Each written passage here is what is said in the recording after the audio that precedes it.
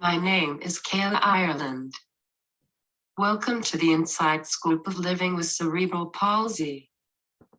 This is a talk show about spreading awareness about this common difference. We had you scheduled for our March Madness but had to reschedule. Thank you for your patience.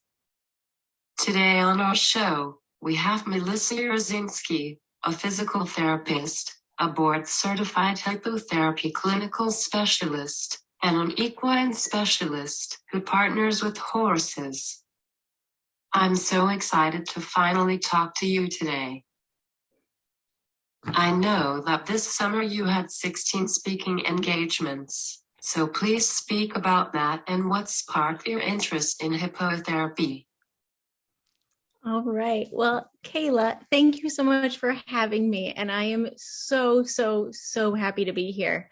Yes, I did a lot of speaking over the summer and all about just how to partner, anyone with a need with horses. And there's so many varieties and so many different ways that we can do that.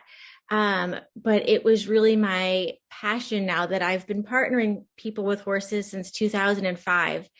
And I've seen therapists coming in and out of the profession. And one of the critical pieces that I think that we're missing in the field is really remembering that it's a partnership with the horse and looking at the horse as this sentient being that it is.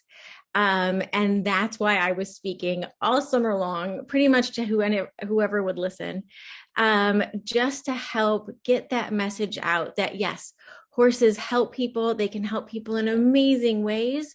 But we also have to remember that it's a partnership and that we can't do that work without the horses. And therefore, we really need to be mindful of taking care of them and making sure that they're cared for the way they should be.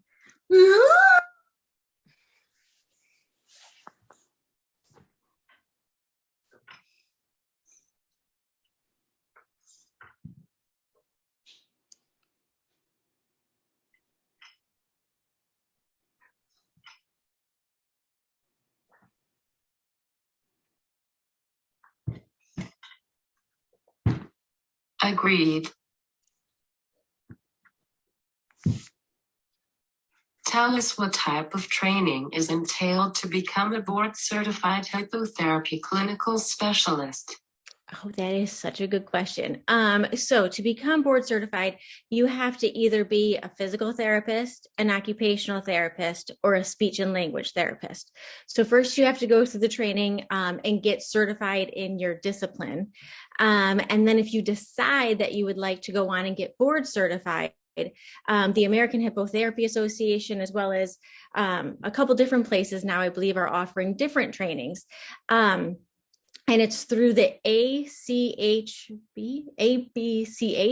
I should know that, but it's another subcategory. It's not the American Hippotherapy Association that actually credentials the therapist, but what it is you're sitting for a whole nother exam, just like you had to sit for your boards to become your disciplined therapist.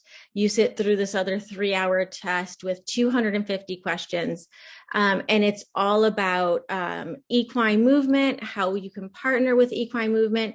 But it also does get into like the training of a horse that you might use in your therapy sessions, or how to condition a horse. And it kind of gets into the nuts and bolts a little bit there as well, because it's really important. If for like my sake, I'm partnering for equine movement, I need to know how to be able to help my horse give the best movement possible, right? So looking at the nutrition and how to help facilitate. Now, I am by no means a horse trainer. I leave that to the professionals, but it is helpful for me to have a little bit of an idea of what they're talking about, so that I can also kind of ask great questions and be able to give feedback of what I know and what I'm looking for the horses. And it's also really important to just know the horses that you're working with, right? Because if we're going to partner with them, we better know what they like, what they don't like, what the unique personalities that each horse brings, right? They all have their personalities. And so, really playing into that, it makes the sessions so much more successful and fun. You can feel when you're connecting with a horse or a person, like you can feel that energetic kind of connection, right?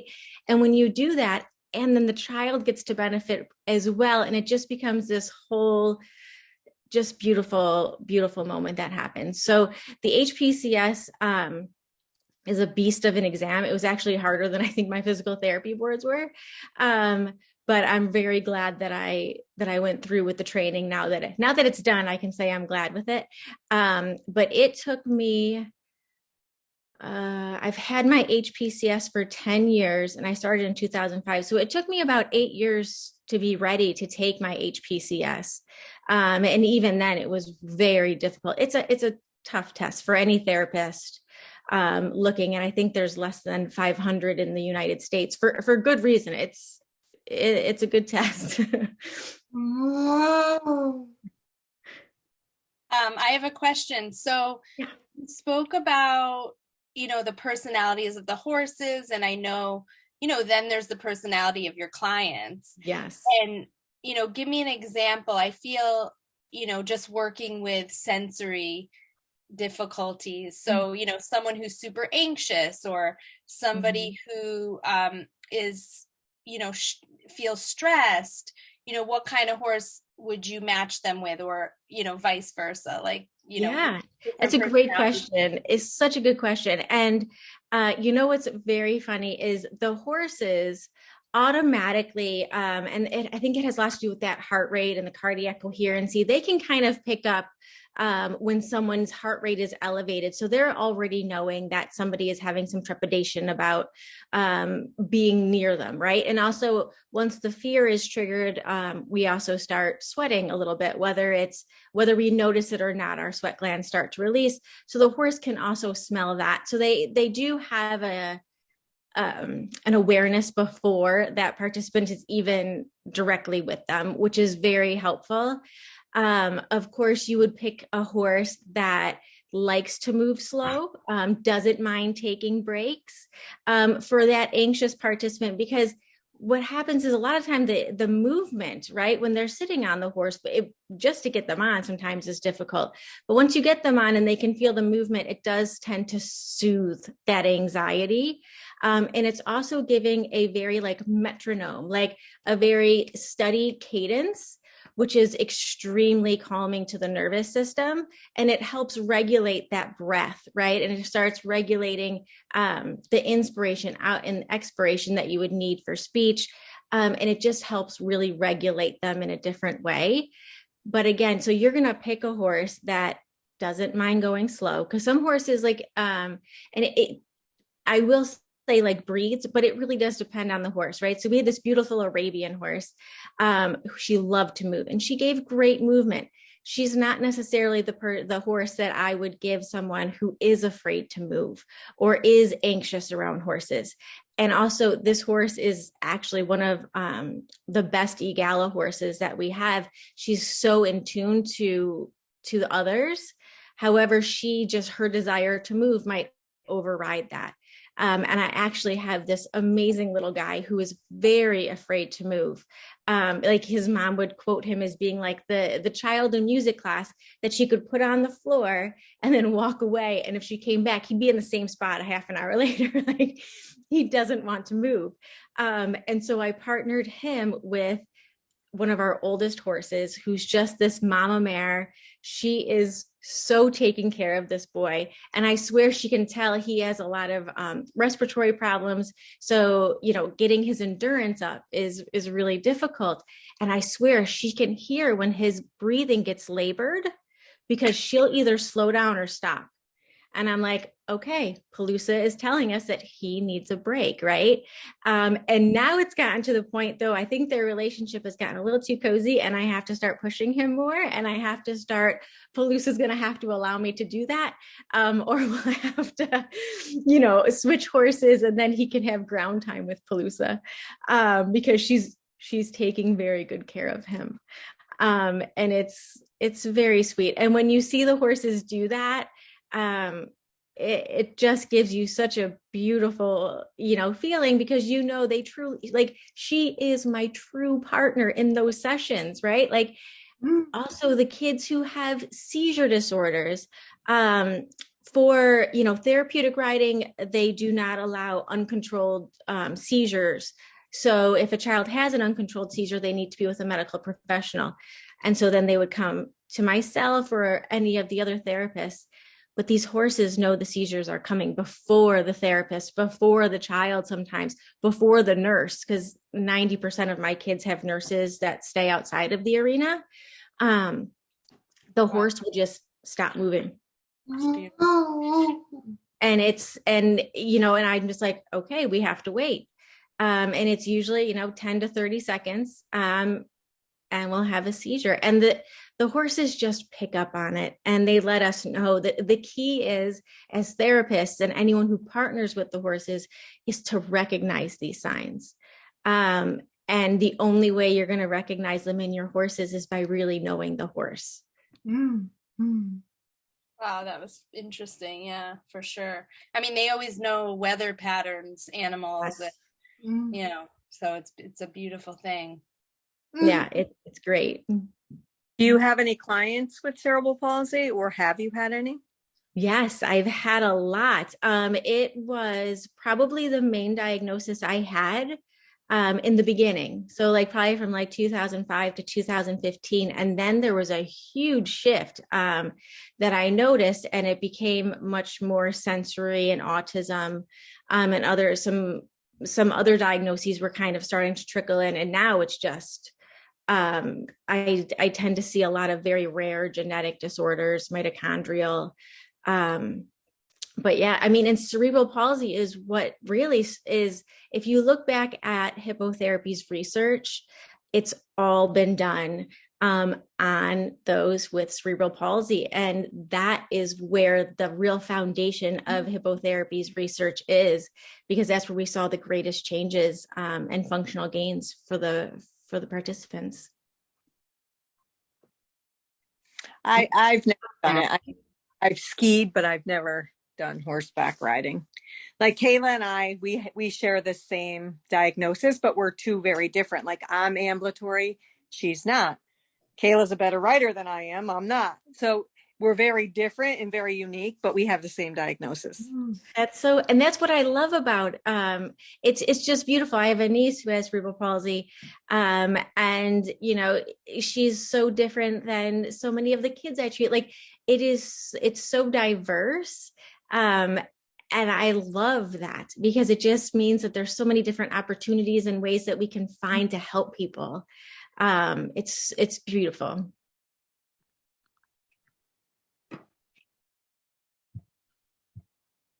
Go ahead, Kay. Hippotherapy.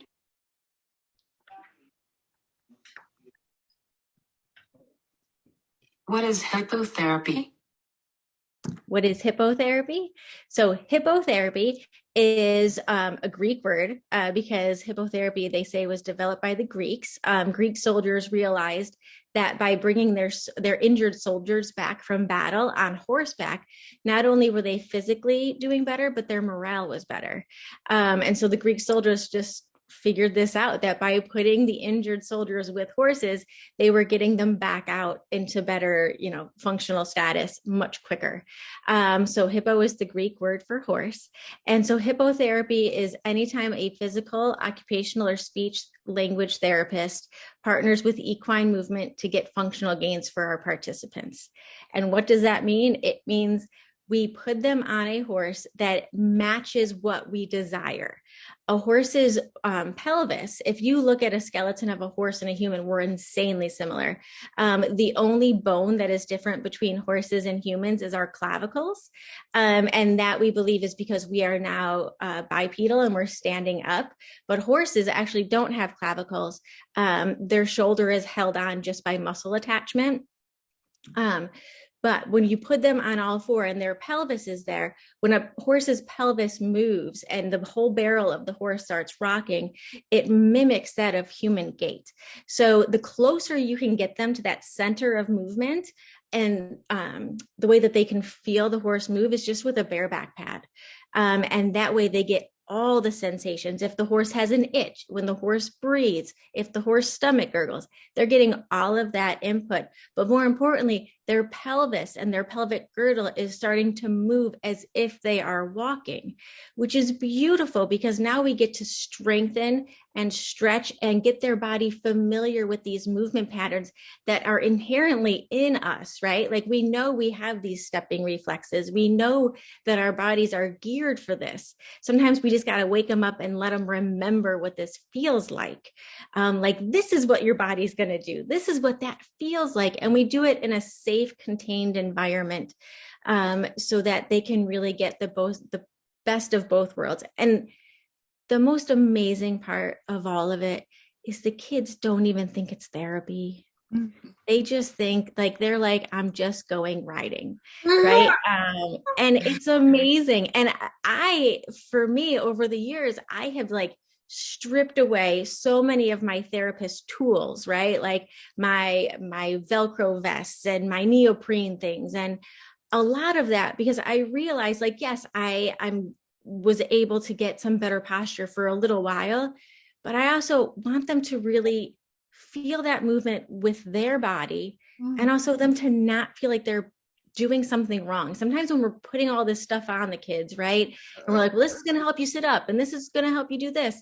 It's just reminding them that that's hard for them. And so let's just give them a break. Let's just give them a break. Let them feel their real body. And I've just slowly, my layers have stripped. And if you see me in a session, it is so low key. I don't have toys. I don't have bells and whistles. It's just my kids, me, and the movement. And it's great. And the kids really, I don't want them to think of me as like another therapist. They have so many therapists. They don't need another one. No, exactly. Kayla's like, nope, I'm good. Yeah, you guys don't need them anymore. So let's just go. And I know I can keep you safe. Like any clients that I take, it is always, a discussion in my own head of the pros and cons. Can I keep this participant safe? Because I don't for any moment, disregard the fact that these are huge animals that I am deciding to partner with. But if I take a client, it is because I know I can, do my very best to keep them safe, allow them to have their functional gains, and also let them just have fun and be themselves. How long, when was this originated, the hippotherapy? Like, how long has it been going on for? So that's a great question. I honestly, here in the States, the Hippotherapy Association was developed in 2004.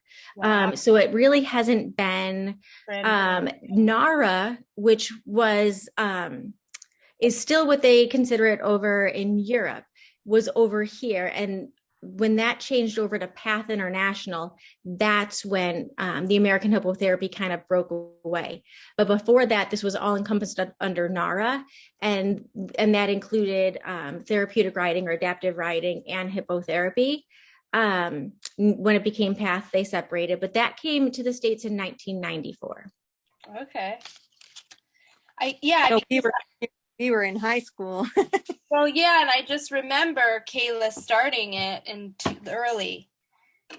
So Kay, when did you start? I think when you were 3, right? My family actually heard about hippotherapy through my Birth to 3 program. I have been participating in therapeutic riding and equine-assisted activities for most of my life. So yeah, that was 2000. That was like 2002 to 2004. Yeah, that's interesting. Well, thank you. Yeah, so she was right at the beginning. Yeah. Really, really interesting. I do a lot of Pilates now. I'm learning Pilates, and just how fascinating it is that, like I've been abusing my body in such, from weights and running and, and learning that, Pilates is like a whole, learning how your muscles are all connected and how slow your movements are. It makes sense from a therapeutic riding perspective, or being on a horse. It's the same. Yeah. Like, it's training. Yep, for sure. Wow. Very cool. What is the difference between therapeutic riding and equine-assisted activities? So, the therapeutic riding is done with a therapeutic riding instructor. That person does not necessarily have to be a therapist. Some of them are. And I think that they are like, the diamonds out there for a lot of participants. I wish I was a better rider. I am a horrible rider. I should not be teaching anyone how to ride. So I stick in my lane. But I have so much respect for these therapeutic riding instructors. So most of them, have different jobs. They might be bankers or teachers or a whole bunch of things. And then they go through Path International and they get certified to become a certified therapeutic riding instructor. And they have to have hours, and it's not an easy process by any means. And they have to do riding tests. They have to show their skills. And then there's different levels of riding instructors. And then the therapeutic, equine therapeutic activities is typically done with any teachers or, again, riding instructors. And many times when they say activities, it's almost like the ground horsemanship. So that stuff is done more on the ground. And the biggest differences there is your equine assisted activities versus the equine assisted therapies. And I don't even think they call them equine assisted therapies anymore. But we will for the sake of this, because it just makes it easier to explain. But so you have your equine assisted activities, and that's usually considered like the recreational ones. And that would be your therapeutic riding or your ground horsemanship. And then you have the therapies on the other side, which is then the hippotherapy or equine assisted psychotherapy, or like the EGALA model. But again, there is a lot of crossover. There is so much crossover. And Kayla and I, she gave me the best questions over Instagram. And I just thought, you blew me away with those questions, Kayla, because it was beautiful. It was good.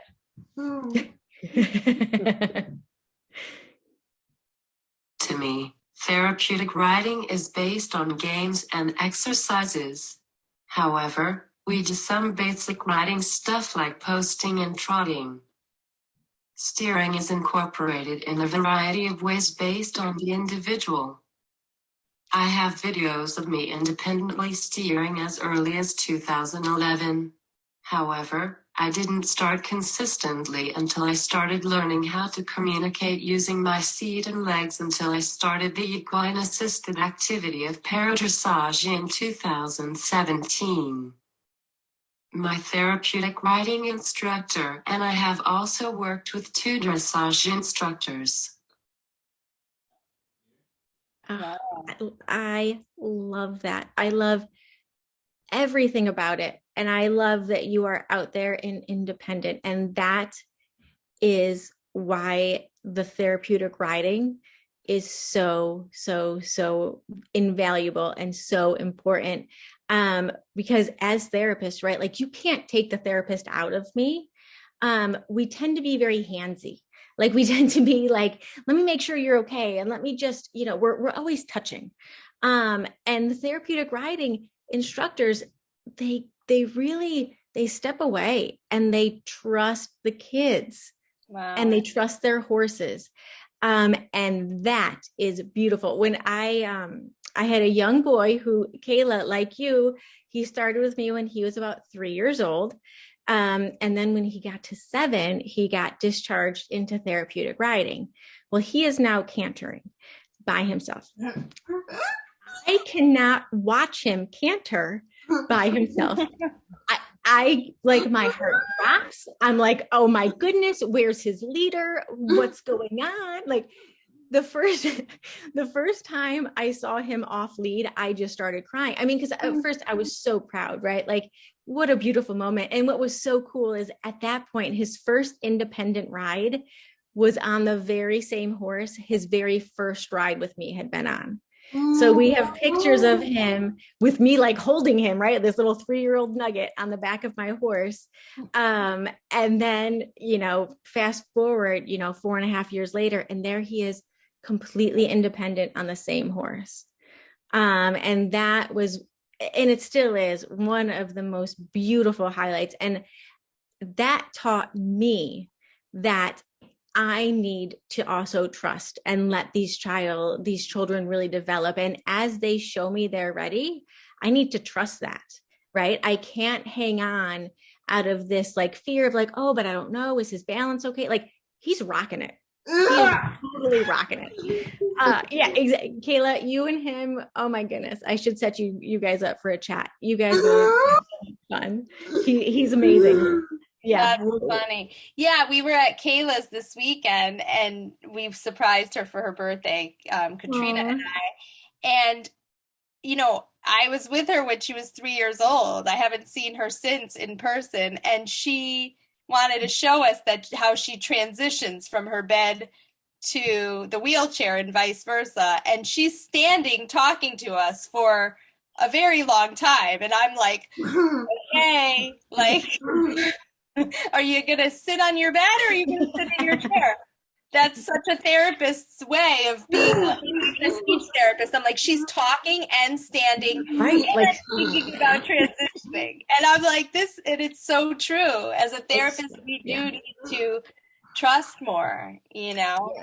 Yeah. I mean, it's not easy, and by no means, but this is what I love. So I had worked, I had my own private practice for many years, and I still do, but now it's incorporated into a therapeutic horsemanship program. So I get to work around therapeutic riding instructors. My children, when they get discharged, they go they're still in the same hub. And so it's really a beautiful thing.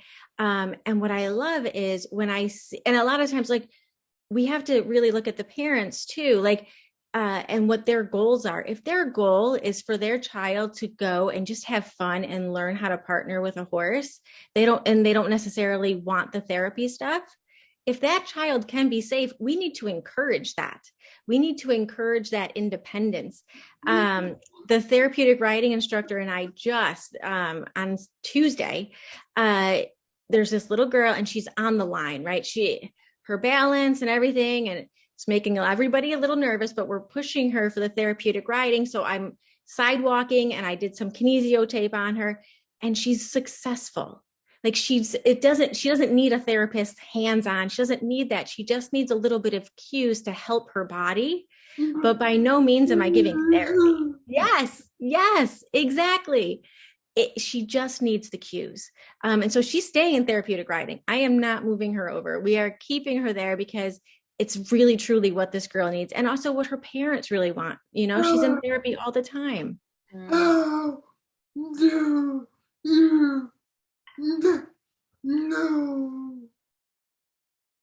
How do you know? How do I? Sorry. How do you know where to put it? Is that what you're saying, Kay?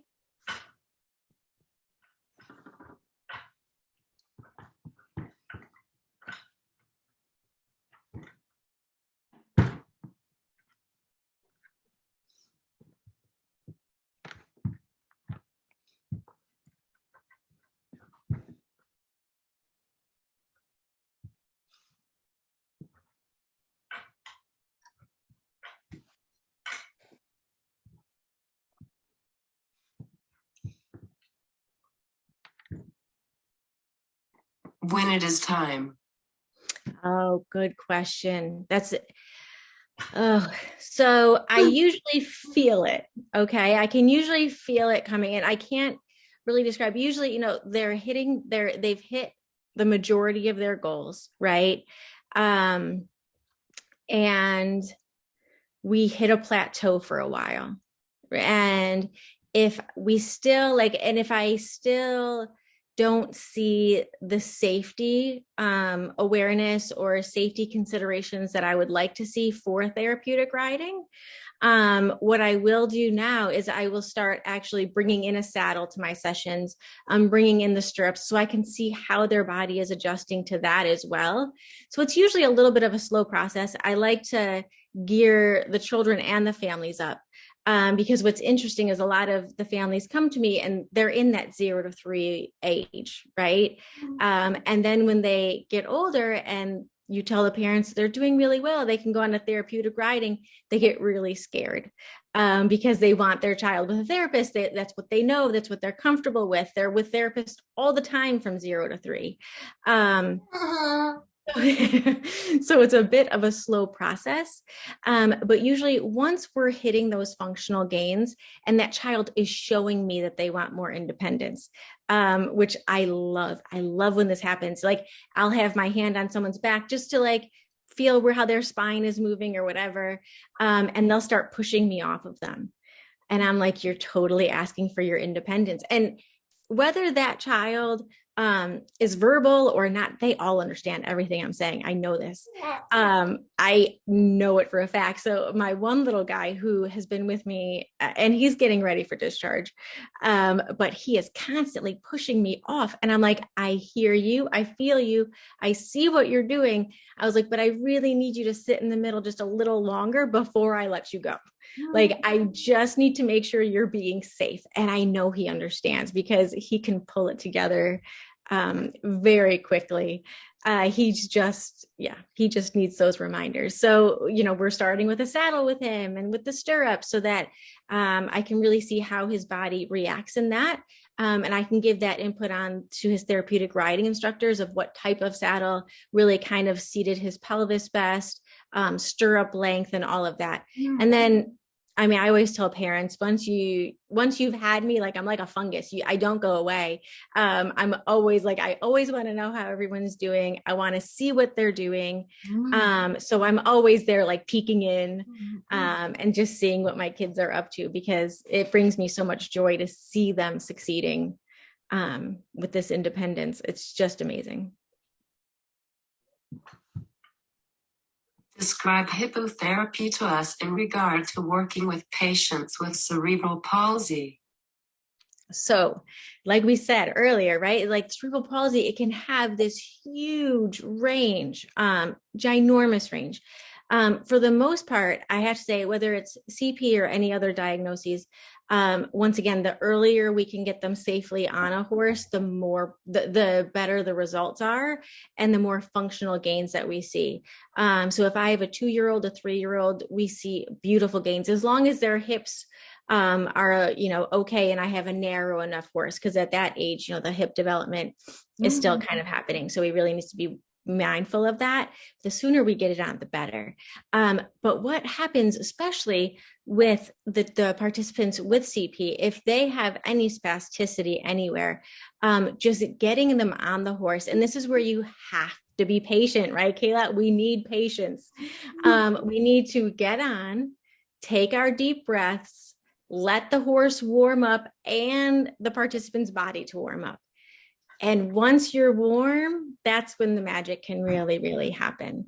And it's beautiful. But again, you have to make sure that the movement is what we want it to be, that the hips are appropriate, because so many times, especially in the population of CP, hip subluxation is a big issue. Many times there's osteotomies or other things that end up happening down the line. And so that hip placement is always like in the forefront of my mind, always. Especially hamstringing. Yes. Yep. The hamstrings, the adductors. It's just, you guys have a party in those legs. And so we just need to bring it down, calm it down. Wow, it must be. I think about the time, like a couple times that I've gone horseback riding, and how sore I'm exhausted, and so the taxing, the CP, any motor coordination disorder or any fatigue is 10 times worse. So is there like resting, like how long is the rest period before they get back on a horse, or it doesn't really matter? Oh, it does matter. And that's a great question. And I feel like this rest and recovery period, like in all of my paperwork, I always ask parents to like not schedule other therapies on the same day. and try to give them these guidelines, right? But parents, and I get it, like it's got to be very hard when you have a child that needs so many therapies. But a lot of times the kids are coming to me and it's like, we're going swimming and then we're going to the horse and then we're going to see, this other PT. Some of my kids have 4 PTs. Like that's a lot of PTs. They're in PT like every day. And I always get a little nervous for these little bodies that are trying to figure things out. And we're just bombarding them with so much information. Rest is such a critical piece. I don't want to say never. I'm sure I have at some point put someone on back-to-back days. But I'm sure at that point they were ready for something like that. Every once in a while, I will try to do like some intensives if a participant is showing me, but by the time that I'm even thinking of an intensive of like 3 times in a week, they need to be able to sustain 45 minutes on a horse with no residual after effects, meaning they don't see a decrease in like sleep. They don't see a decrease in the activities of the 2 next days. They're not showing a lot of soreness. They're not extra cranky. So it's hard, but they really need rest. And I always say that I would love to put some of the parents on the horses because as an onlooker, it looks pretty easy. It looks like, oh, I could sit on a horse, right? Oh no, right? Exactly. People don't, when they look at it, they take that glimpse of like, I could sit on a horse, and they're not sitting, they're working their butts off. And so I always say I'd love to put parents on just so they could feel it. And maybe then it would give them a little bit of an idea of really why I'm asking for so much rest. It's not that I, want their children to stay home and watch TV all day. I just would like them to rest, for a little bit before and after. Oh, do you know? How do I know if they're sore or any of that? So I bug the parents. I always tell the parents, like, if I switch a horse, if I switch tack, if I'm doing something different, I always ask the parents, like, please let me know if you see any changes, right? Because I want to know if this horse was too overstimulating, too understimulating. I want to know all of that. So I typically, if I don't hear from a parent, I usually see my children once a week. And if I don't hear from the parent during the week, I always check in. And they'll also usually send me videos of what they're doing at school, or, if they happen to go to an intensive therapy somewhere else.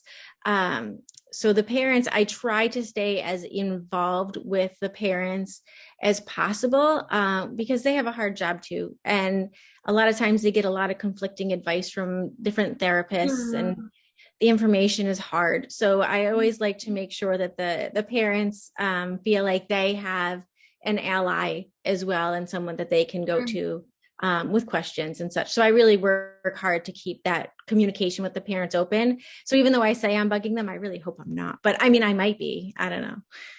Is it an hour ride or? No, it starts as a half an hour, and that even sometimes is too much. So half an hour is where we start. And if I have to, we might use like a TheraPlate in the beginning to help loosen them up. Like there's a lot of things that we can do before they get on as well. So when I say 30 minutes, they might be on the horse for 20, 25 at the most. It just kind of depends on that participant. But as they need less of that preparation time to get on the horse, then the movement time builds up. And then before I'll move to 45 minutes, I always up the demands with the horse. So I know if I have, that little pony for Joey, but Joey is now 6, I need to move him up to a horse because it's starting to become more appropriate for him to have longer stride length for his own walking, and not the short, stubby walking anymore. So I need to move up his demands with his horse first. Then I see how he does with the new demands of this new horse. And once we master 30 minutes there, then I'll move them to 45 minutes. So it's a progression. I don't move anyone to 45 minutes until they're on pretty much like an ideal horse for them. Because otherwise I want to make sure that we're really getting the partnership and the facilitation that we're looking for. Is hippotherapy always appropriate? Nope. No, unfortunately it's not. And it's usually not appropriate. A lot of times some children are just too scared. They're just not ready. And that's okay. Like I'm not here to traumatize the kid by forcing a helmet on and making them get on a horse. So sometimes they're just not ready. Maybe they're not ready to separate from their parent. There's a bazillion reasons, but also sometimes if we have anyone who has any tick disorders, sometimes that can be a little bit scary to the horses if the ticks are loud or, that the participant really clenches the horse. That can be a time where we really don't want to put them on. We also have contraindications and precautions, especially with Down syndrome. And the atlantoaxial joint, which is the first two joints in your spine, they're known to be unstable in that population.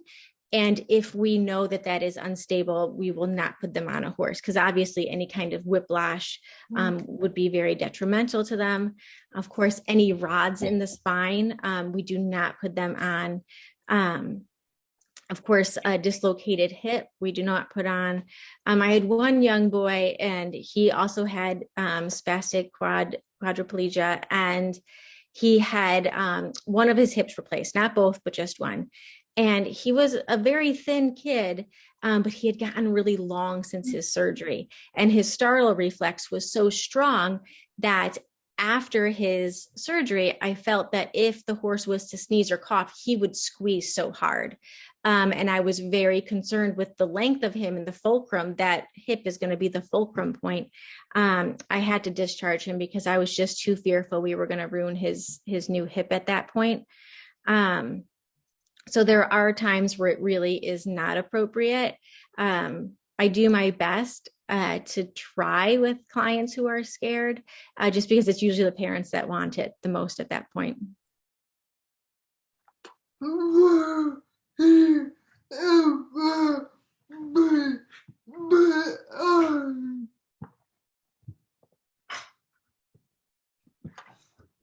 didn't get that one. Marcy, did you get that one? No, I did not.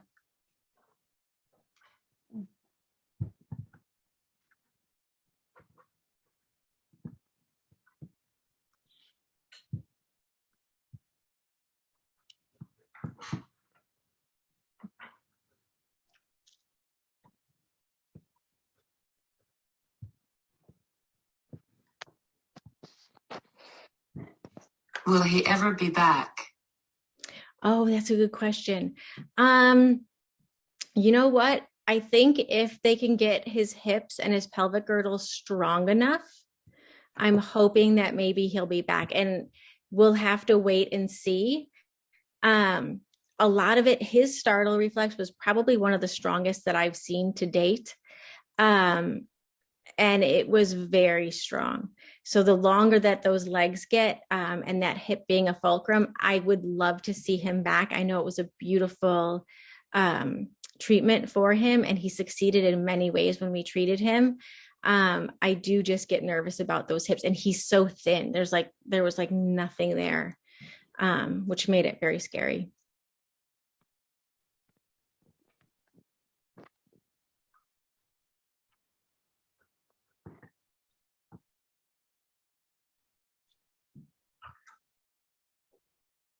How do you partner the horses and participants gait?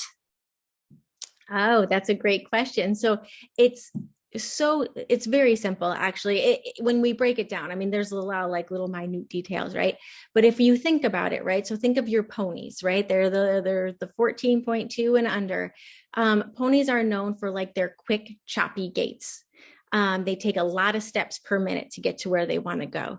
And what population, like what age is like that? Well, that's your little kids. Those are your toddlers, right? They take a bazillion steps per minute to get to where they want to go. And then as they get older, as we grow and mature and our bodies change and our legs get longer, we start taking less steps per minute to get to the same distance. So as that child starts leveling up, starts really making those milestones, they're starting to move their bodies in new ways. It's less appropriate for them to have all those steps per minute in those choppy gait forms. Now we need to move to a more smooth gait that's going to elongate and really promote those extended walks, right? Really get the full hip motion. So then we start leveling up to some of the bigger horses with the bigger strides. And what happens when we do that is they also just get more movement, which is beautiful. And, you know, it just happens so poetically beautiful that when the child is ready to graduate from that pony, their bodies truly are set and ready for more movement. And so we just keep leveling up that partnership. And once I see a child really going through the 30 minutes on a pony without issue, like they're moving well, like I know I give it one more session, and if they nail the second session, we're moving up. As long as that horse is available, we're moving up. Because as soon as their bodies tell me that it's time, we need to move. Because as these kids grow, as soon as they hit a growth spurt or anything like that, sometimes we have to take a couple steps back, right? Because as the bodies grow, the muscle length tension with the bone, it can get very clumsy. So when we have those small windows where the child is like, yeah, my body's ready, let's go, we really have to dive into that. And sometimes we have to go back and forth, right? Like sometimes I might need to go back to Goliath, our little pony, if they're in a growth spurt, and we have to really work on loosening them up. And then I'll put them back on to one of our bigger guys when they're ready. So it's a very evolving piece. And it's just always trying to meet the participant where they're at, so that they can succeed and have fun and feel confident about what they're doing. Whoa.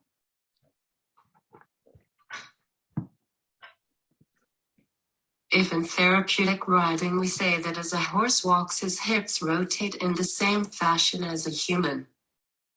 For a person who is unable to walk, the experience of riding a horse gives the same sensation as actually walking. The muscles in the rider's hips are massaged throughout the lesson. Why is it so important to partner with gaits?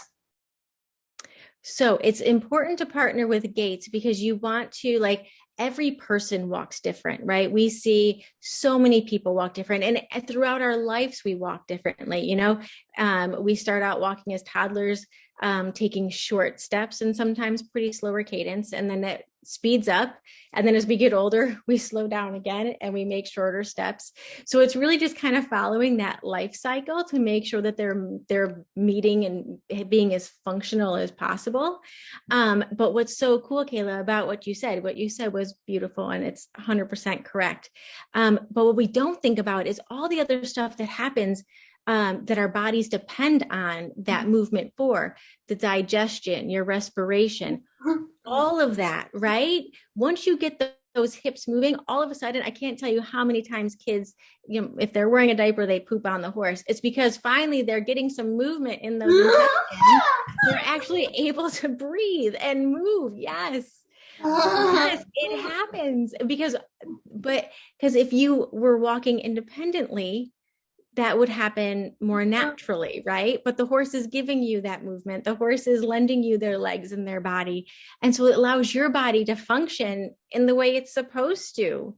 And so that respiration, and there are many times, you know, hippotherapy, in my career path, I tend to have a lot of terminal children.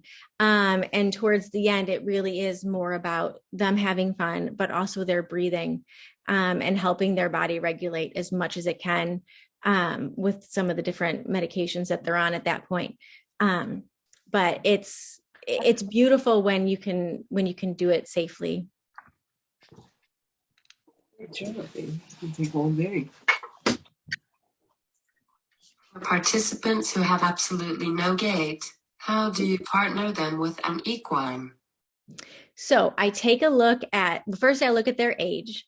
I look at what milestones we are hitting, right? And I try not to look too much at age and milestones, but you do have to kind of partner them in. Once I see where they are at, I just make that choice. And I also look at their size, right? So I actually have, he is now 7 and he is 20 pounds. He's in like 18-month clothing. He's extremely tiny. So even though his chronological age is 7, I'm not going to put him on a big horse. He's, 2 feet tall at the most. So even though his chronological age is telling me he should be on a bigger horse, I know for his body, he needs the pony, right? Because his body is still trying to figure this out. He's so small. That's how I kind of go through and figure out who is appropriate for what horse.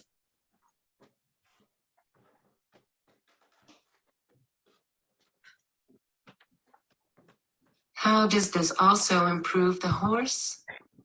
So that is why we have to make sure we're doing it correctly, Kayla.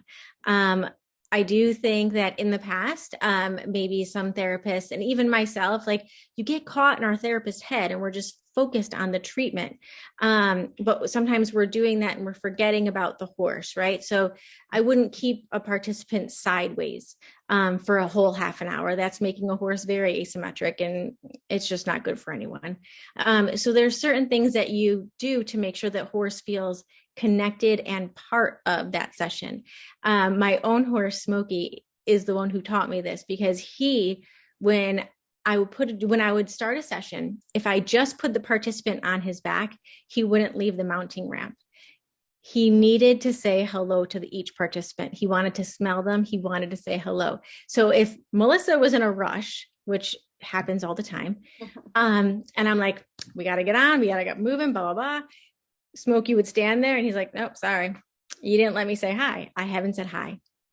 So I would have to dismount the participant, let Smokey smell him, like the whole thing. And then they get on and he's like, okay, fine. Now we're good. So I think the best way that we can make sure that we're doing right by the horses is just listening to them as well, right? Not being so rushed, not being so in our head, and just listening to them when they're communicating, because the horses are communicating to us all the time. And in order to truly partner with them and get the best equine movement, you truly have to be watching and listening to that horse. And I think that is how we keep the horses happy, and keeps the horses having jobs, right? So that they're not getting burned out. Because, horse welfare in US, there's a lot of slaughters, there's a lot of issues. So the longer that we can give these horses purposeful jobs, the better, for everyone, really. Thank you so much, Melissa. This is so informative and you're so detailed. I love it. Oh, this is fun. I'm so happy to meet Kayla. I learned a lot. I've learned so much. And some hip issues, but if I ever get to the point where I don't have hip issues, I'd love to try it. Yeah, no, it's beautiful. And if you guys ever need anything, you just reach out to me and I will help you in any way I can. For sure.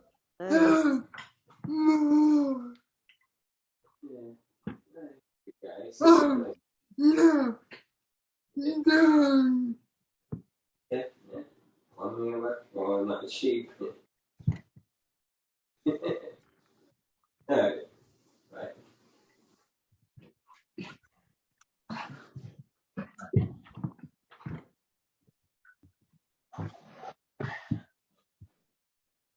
I have more.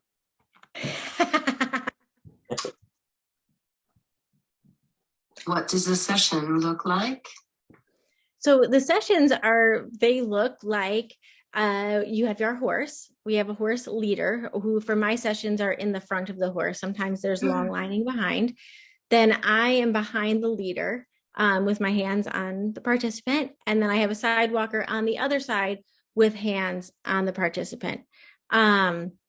Hand placement varies depending on each participant. And like I said, I really don't use many toys or anything anymore. I mean, you could use surf singles, and there's a bunch of ways you can, make adaptations to the bareback pads, or, but I've really stripped it all away, and it's very bare minimum, me with my horse and my participants and my volunteers.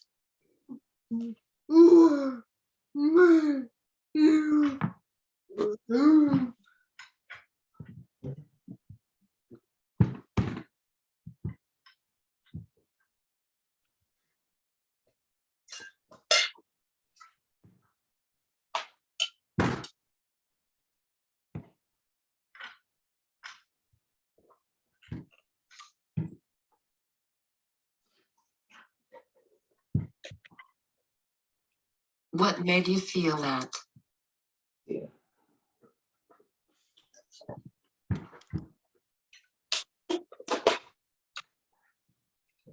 Did you get that, Melissa? Yeah, I'm trying to put together what I was just saying. What made me feel that? No toys, etc. Oh, thank you, Kayla. You know what? I just realized that it was becoming more distracting. And the children were having more fun when I took it away. They were more interactive with me. And just the simple things of being outside and listening to the birds and noticing things in our environment really took over. And I just found it to calm a lot of the kids. I tended to amp up a lot of my kids. I think PTs in general like to do that. We're like, yeah, go rah rah, cheerleaders. And then we have a lot of overstimulated kids that we hand back to the parents.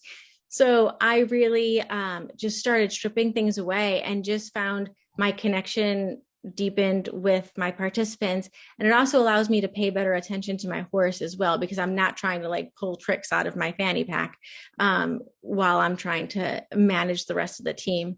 It just slowed things down in a good way. If using stirrups is considered weight bearing, why do you tend to not use them in hippotherapy? So that's a good question. I do use them. I do them interchangeably, and it depends. First, I need the participant to relax enough that I can feel their pelvis accepting the motion. So many times when the kids come, they're clenched, they're locked up in their shoulder girdles, which means they're also locked in their pelvis and likely locked in their jaw. And I have to wait for that to just kind of work itself out. And that usually takes a couple weeks where we can work it out. They start to accept the motion. Once I see them accepting the motion, then I'll start playing with the weight bearing. The issue with a lot of the stirrups is the placement of them. Sometimes the bareback pad placement is just either too far forward or too far back. So that if I do use the stirrups and I keep them in there, it's not really a good biomechanical position for the kids.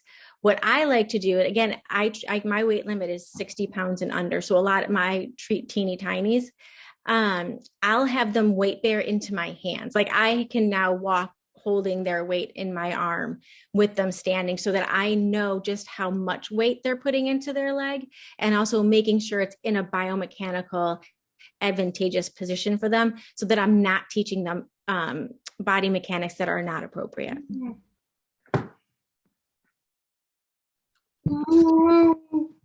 I ask this question because insurance companies have so much red tape. Yeah, the insurance companies, so Aetna and Blue Cross and Blue Shield. Hours and equipment referrals. Oh, so sorry, Kayla, I totally talked over you. I ask this question because insurance companies have so much red tape. Can a hippotherapist also do regular therapy hours and equipment referrals?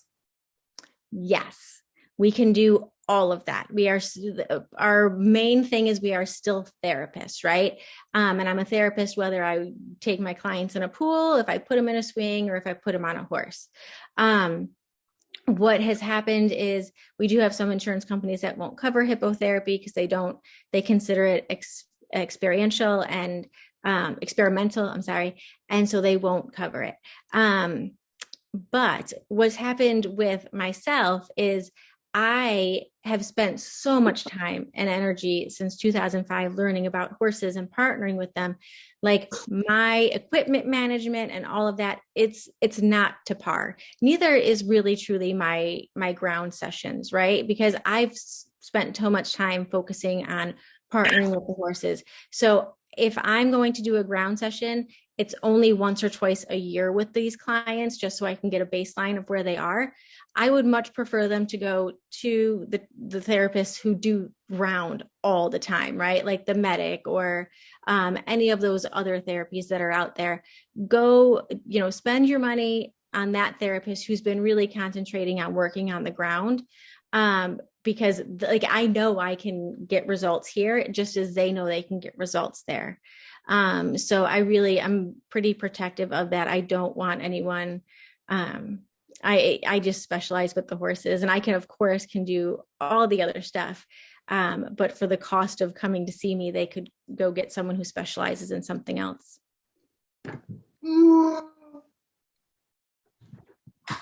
I find this part of my life unique because even though I can sit independently on a horse, in order to sit in a bed or chair comfortably, I often have a pillow behind my back or need it to be adjustable.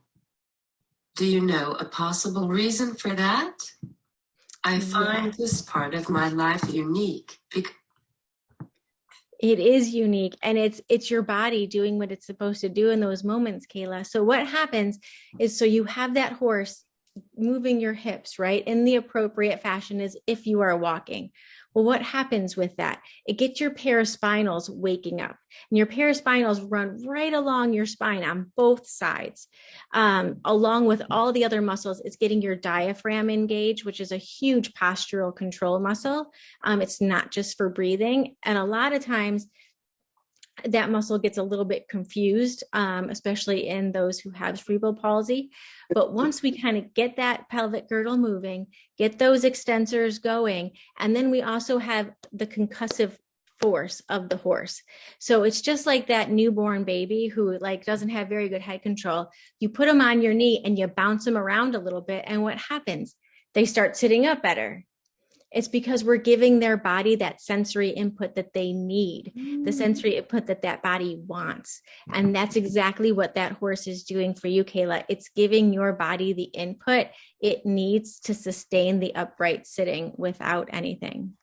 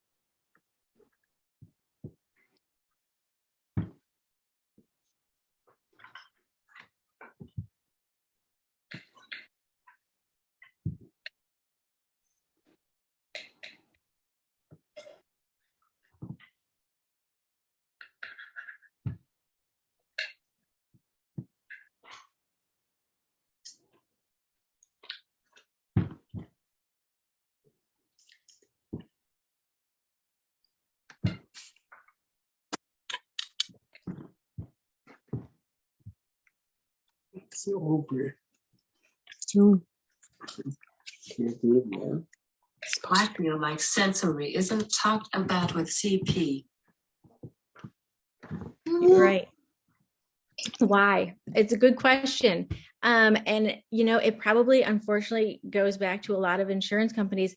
The OT that works at the farm with me, she can't even bill for sensory, even though the horse is nothing but like this huge sensory being giving more sensory input.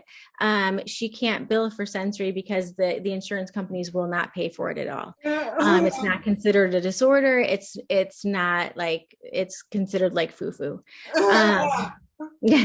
Which, you laugh at because you know how ridiculous that is. It is not foo-foo. Like, it's how our bodies work. It's called a nervous system. But yeah, so they just, They don't. And you're right. It doesn't get talked about enough, and it should.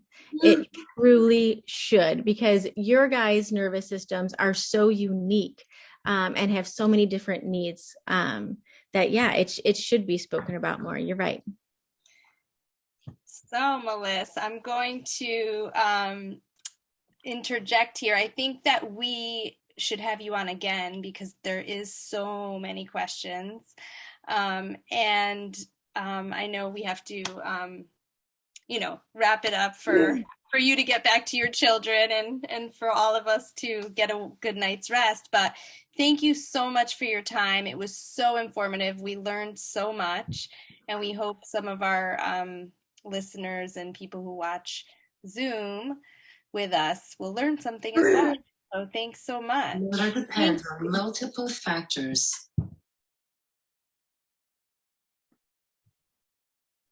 Motor depends on multiple factors.